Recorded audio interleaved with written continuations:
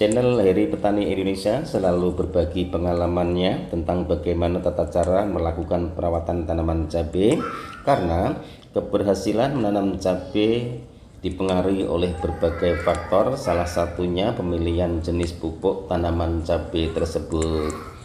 Penggunaan pupuk tanaman cabai memang menjadi salah satu faktor penting di luar dari memberikan air dan juga sinar matahari pada tanaman tersebut.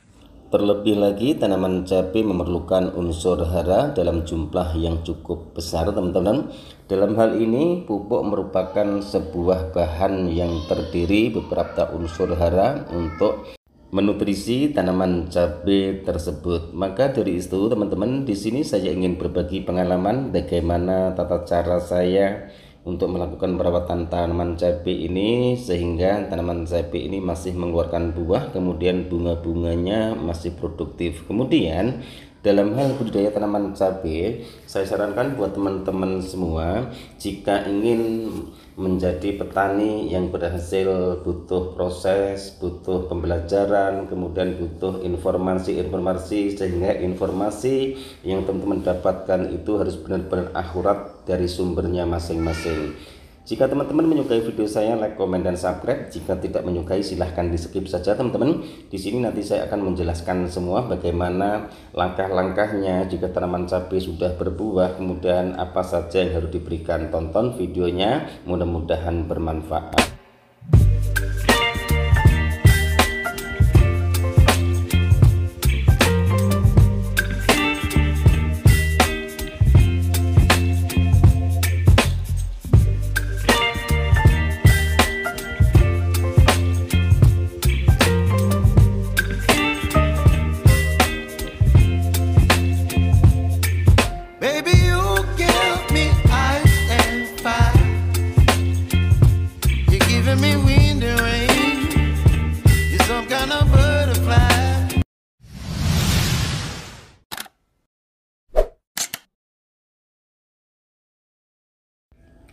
Assalamualaikum warahmatullahi wabarakatuh. Bismillahirrahmanirrahim.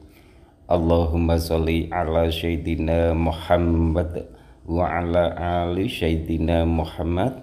Berjumpa kembali dengan saya, Heri Petani Indonesia, channel yang tidak bosan-bosannya untuk membagikan pengalamannya dan berharap agar apa yang saya bagikan minimal membawa manfaat buat teman-teman semua, karena berbagi ilmu dan juga berbagi pengalaman itu juga bagian dari ibadah, dan tujuan baik kita insya Allah akan membawa manfaat buat sahabat-sahabat tani semua.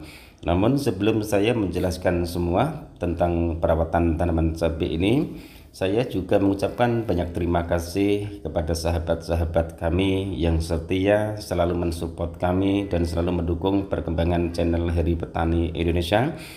Dan insya Allah saya pun juga masih bisa memegang amanah bahwa pupuk-pupuk yang saya pergunakan murni berdasarkan pengalaman saya, dan saya tidak terikat oleh suatu produk apapun. Di sini saya hanya sekedar merekomendasikan pupuk yang terbaik yang saya pergunakan, itu yang saya bagikan ke teman-teman semua. Siapa tahu bisa dijadikan tahap-tahap pembelajaran bersama. Saya pun juga bukan ahli, bukan masternya, bukan seniornya, dan bukan suhunya.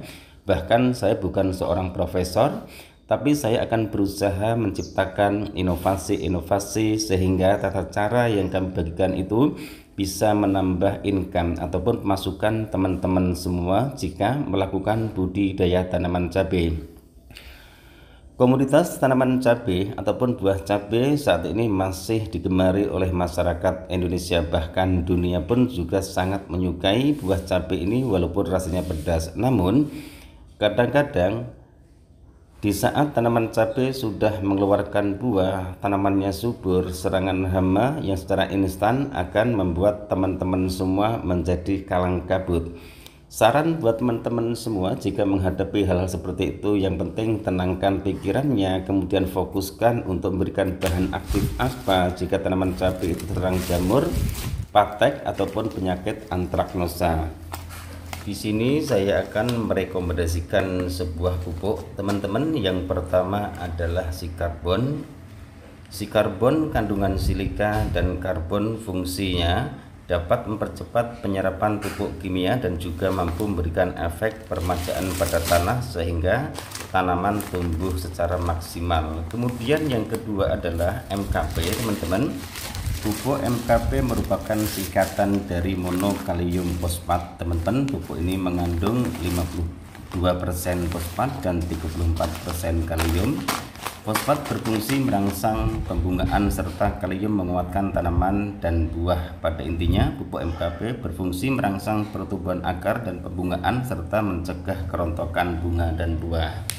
Ini yang saya bisa pergunakan. Kemudian yang ketiga adalah KNO3 warna putih, teman-teman. Pupuk daun berbentuk butiran kristal berwarna putih yang mengandung unsur hara nitrogen 13% dan kaliumnya 46% yang mudah larut dalam air, yaitu pupuk KNO3 kristal DGW, teman-teman. Fungsinya mempercepat pembungaan dan pembuahan serta meningkatkan daya simpan buah keunggulan, mempercepat proses pembungaan dan pembuahan. Kemudian yang keempat adalah pupuk KNO3 putih PN Pril, teman-teman. Fungsinya juga sangat banyak sekali dan kandungan pupuk KNO3 putih dapat disimpulkan bahwa fungsi pupuk KNO3 adalah sebagai berikut. 1. Unsur kalium dapat mencegah kerontokan bunga dan buah, meningkatkan ketahanan tanaman terhadap kekeringan. 3. Meningkatkan daya tahan tanaman terhadap penyakit jamur patogen, misalnya penyakit-penyakit bercak daun, dan juga masih banyak penyakit-penyakit yang menyerang tanaman cabai. Ini yang selalu saya pergunakan, teman-teman, selain menggunakan kalinet cair ataupun kalium cair. Dan untuk insektisidanya, teman-teman, saya hanya menggunakan insektisida tunggal, yaitu Abaser. Tapi jika hama kutu-kutuan sudah membandel, hanya saya rolling menggunakan fungsi Darisotin yang berbahan aktif Abamectin. Kemudian untuk spraynya saya menggunakan Kalinet, Cover WP, dan juga MKP-nya. Untuk KNO3 warna putih kadang-kadang saya lakukan melalui pengocoran. Dan untuk fungisidanya saya pun juga menyiapkan satu lagi, yaitu fungisida pemulus. Itu biasanya saya pergunakan jika tanaman cabai saya sudah mulai terkena bercak daun. Dan juga saya kocor juga pernah, videonya juga sudah saya upload di channel kami Hari Petani Indonesia.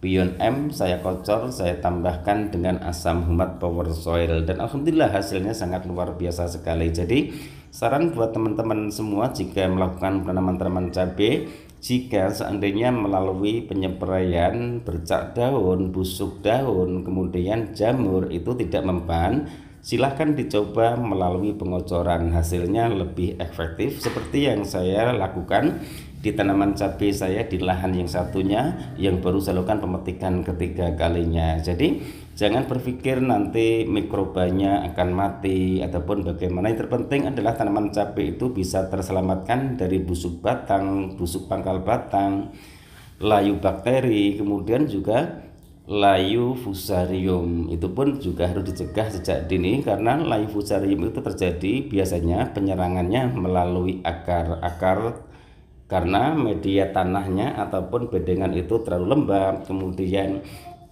pembuangannya air tidak bisa dilakukan, otomatis tanah itu terlalu becek. Karena untuk tanaman cabai sendiri terlalu kering juga tidak bagus, kemudian tanah terlalu lembab pun juga akan berdampak pada tanaman cabai yang kita budidayakan.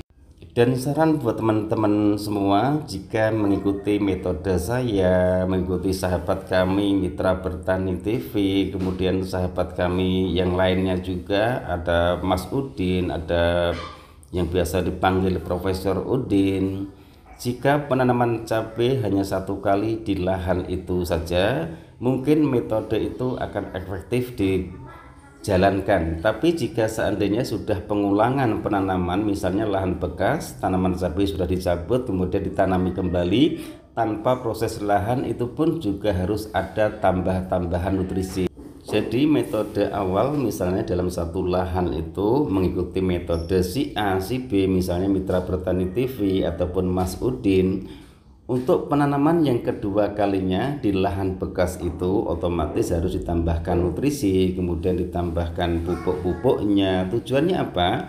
Agar hasilnya pun juga hampir sama.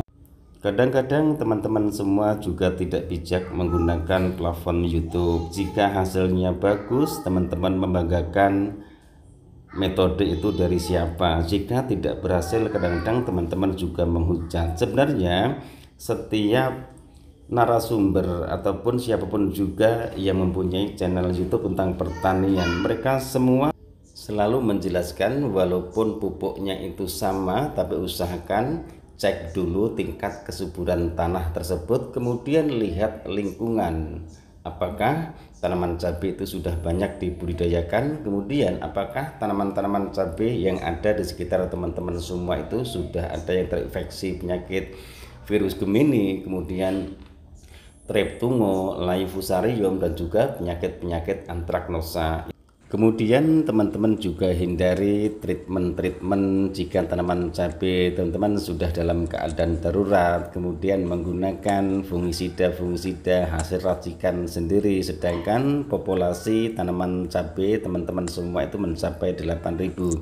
Sampai saat ini belum ada fungisida yang ampuh untuk mengobati penyakit antraknosa ataupun mengendalikan batek jika populasinya itu di atas 1.000 ataupun 2.000, terkecuali jika untuk skala rumahan mungkin bisa teman-teman, tapi itu pun juga sangat minim sekali. Maka dari itu saya sarankan buat teman-teman semua, apalagi sekarang banyak sekali treatment misalnya telur 1, susu 1 bisa untuk dijadikan pemupukan 1.000 tanaman cabai. Mungkin jika untuk pemupukannya sudah tentu pasti bisa, yang penting ditambahkan airnya ratusan ribu liter ataupun ratusan liter. Tapi untuk hasilnya hal-hal seperti itu yang harus teman-teman hindari, apalagi kondisi tanaman cabai teman-teman dalam keadaan darurat, yaitu penyerangan penyakit semakin banyak, kemudian teman-teman mengikuti treatment yang tidak dipertanggungjawabkan. Itu kalau menurut kami pembodohan teman-teman. Jangan menumpuk-numpuk dosa hanya membuat konten yang membuat orang lain itu banyak menonton video kita. Jika seandainya teman-teman semua ataupun sahabat-sahabat kami membuat treatment seperti itu, usahakan dilakukan pemupukannya, kemudian hasilnya seperti apa, minimal 1 minggu sekali ataupun 2 minggu sekali.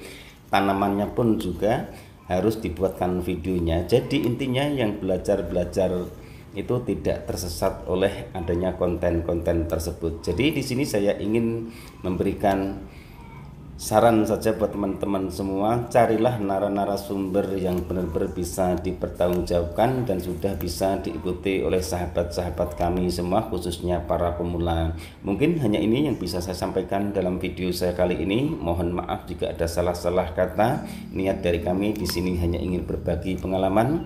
Jadilah penonton. Jika teman-teman ingin belajar, carilah channel-channel yang merekomendasi tentang pertanian. Banyak sekali, Mitra Bertani TV, Alur Bertani TV, dan juga ada lagi Petani Cabai Cianjur. Mereka semua sangat bisa dijadikan sarana tahap pembelajaran bersama. Wabillahi taufiq walhidayah. Wassalamualaikum warahmatullahi wabarakatuh.